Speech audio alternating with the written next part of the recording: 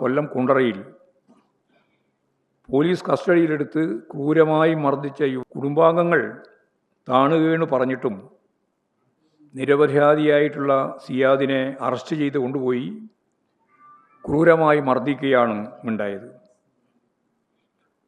സ്റ്റേഷനിലെത്തിയാൽ അവിടെ CCTV camera ഉണ്ടെന്നും അവിടെ ചെന്നാൽ ഇത് നടക്കില്ല എന്നും പറഞ്ഞുകൊണ്ട് വഴിക്ക് നിർത്തിയാണ് ക്രൂരമായ മർദ്ദനം, നട്ടിൽ ഒടിക്കത്തക്ക രീതിയിൽ മർദ്ദനം അവർ പോലീസ് നടത്തിയത്.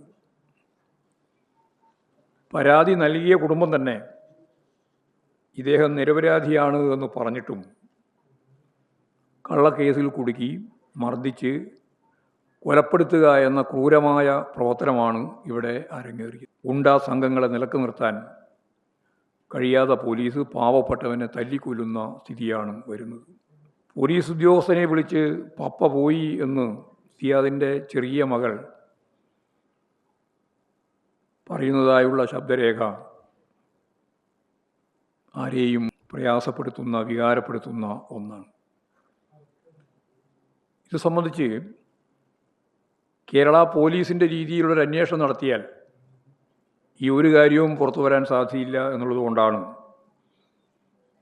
പോലീസ് കസ്റ്റഡിയിലുള്ള മരണം ഉൾപ്പെടെയുള്ള കാര്യങ്ങൾ വരുമ്പോൾ പൊതുവെ CBI അന്വേഷിക്കുക എന്നുള്ള നിലപാടിലേക്ക് എത്തുന്നത്.